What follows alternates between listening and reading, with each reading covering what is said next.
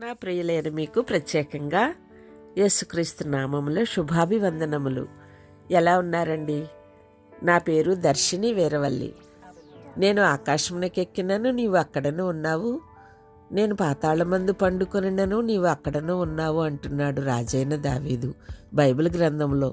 దేవుడు సర్వాంతర్యామి అంటే ఒకే సమయంలో అన్ని చోట్ల ఉండేవాడని, మనం ఎక్కడికి వెళ్ళినా దేవుడు అక్కడ ఉన్నాడని, మనం చేసే ప్రతి దానిని ఆయన గమనిస్తూ ఉంటాడని వాక్యం చెప్తోంది. మరి అంతేకాదండోయ్, ఆయనకు సమస్తము తెలుసు అని, మన ఆలోచనలు కూడా సర్వజ్ఞుడైన దేవునికి తెలుసు అని, సంభవమైనవన్నీ సంభవమని, రూఢి అయినవన్నీ నిశ్చయమైనవని, భవిష్యత్తుకు సంబంధించినవన్నీ జరగబోతున్నాయని, ముందుగా నియమించినవన్నీ ముందే నిర్ణీతమైనవని, ఇలా అన్ని సంగతులు ఆయనకి తెలుసు.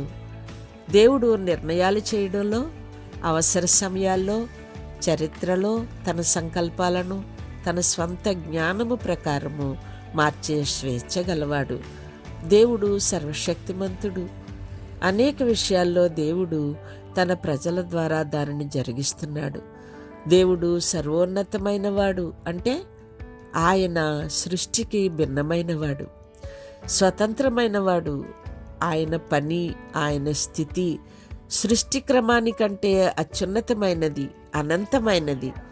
ఆయన తాను సృజించిన దానికి ఎంతో ఎత్తున సంపూర్ణతలో నిర్మలమైన ఉనికి కలిగి ఉన్నాడు. ఆయన నిర్మింపబడినవాడు గనుక సృష్టికి వేరుగా ప్రత్యేకంగా ఉన్నాడు. మీరు పరిశుద్ధులై ఉండవలెను, మీ దేవుడనైన యెహోవానగు నేను పరిశుద్ధుడనై ఉన్నాను అని అంటున్నాడు ఆయన.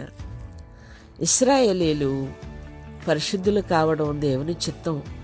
వారు తమ చుట్టూ ఉన్న వివిధ దేశాల ప్రజల జీవన శైలికి భిన్నంగా ప్రత్యేకించబడి పవిత్రమైన వారుగా జీవించవలసి ఉంది. క్రీస్తులో ఉన్న విశ్వాసులు ఇదే విధంగా ఉండడం తప్పనిసరి. పరిశుద్ధత లేకుండా ఎవడును ప్రభువును చూడడు అని లేఖనాలు బోధించిన విధంగా మన జీవితాలు పరిశుద్ధంగా ఉండాలి. దేవుని పిల్లలు విశ్వాసం ద్వారా క్రీస్తు మరణ పునరుత్థానాలలో సాదృశ్య రూపంగా భాగస్థులు కావడం ద్వారా, క్రీస్తు కార్చిన రక్తాన్ని బట్టి వాక్యం ద్వారా మనలను పవిత్రపరిచి తిరిగి నిలబెట్టే పరిశుద్ధాత్మ కార్యం ద్వారా పరిశుద్ధతను సాధించగలుగుతున్నారు. పరిశుద్ధపరచబడుట అనే ప్రక్రియలో దేవుడు, ఆయన ప్రజలు ఇద్దరూ పనిచేయాలి.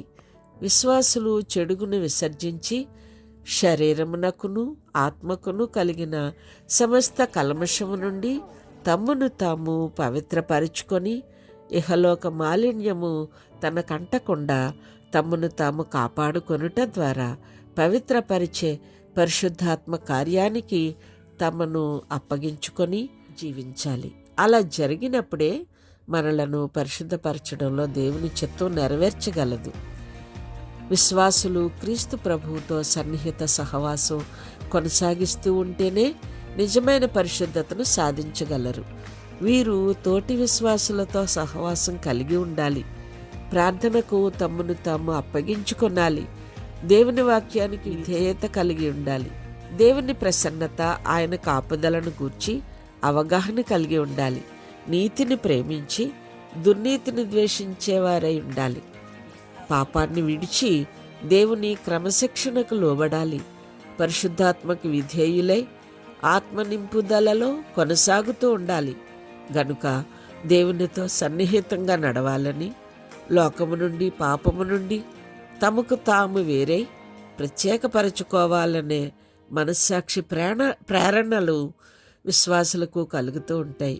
కాబట్టి విశ్వాసులు పరిశుద్ధమును దేవునికి అనుకూలమునైన సజీవయాగంగా ఆయనకి సమర్పించుకొని కృపను, శక్తిని పొందుదాం.